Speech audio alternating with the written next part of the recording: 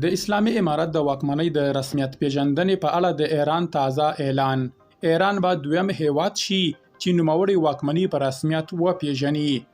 ایرانیو چارواکو د دغه واکمنۍ د رسمیت پیژندنې خبر ورکړی. بشپړ جزئیات په ویډیو کې تر پایه وګورئ. پتمنو لیدونکو ستړي مه شئ.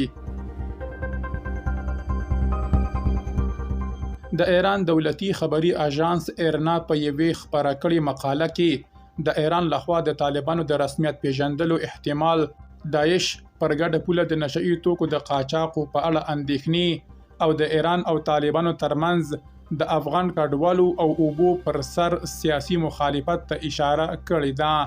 په دغه شننه کې راغلي چې ښایي ایران هم د روسیې په څیر د طالبانو حکومت په رسمیت وپیژني. په شننه کې زیاته شوې ایران په تمه دی چې تر روسیې وروسته نور هیوادونه د منځنۍ اسیا هیوادونه طالبان په رسمیت وپیژني او ایران د دغه تجربې پایله وګوري. د مقالې له مخې د ایران لخوا د طالبانو حکومت په رسمیت پیژندلو کې د تهران او کابل ګډې نغښتې دي. په تیره بیا د داعش په څیر افراطي ډلو مخنیوی ایران ته لومړیتوب لري. شننه کاږي چې د داعش خراسان څانګې تر راڅرګندېدو وروسته ایران ورو ورو طالبانو ته نږدې شوی دی.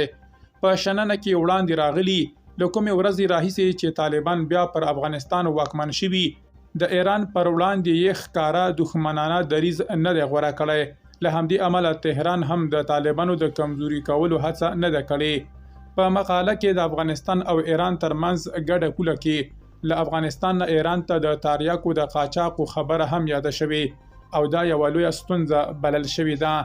د مقالې لیکوال کاږي چې په 1983 زیږدیز کال کې د هلمند د اوبو په اړه د افغانستان او ایران ترمنځ تړون لاسلیک شوی، خو په دې اړه په عملي برخه کې اوس هم ستونزې شته. طالبان کولی شي د ایران پر لور د اوبو بهیر کنټرول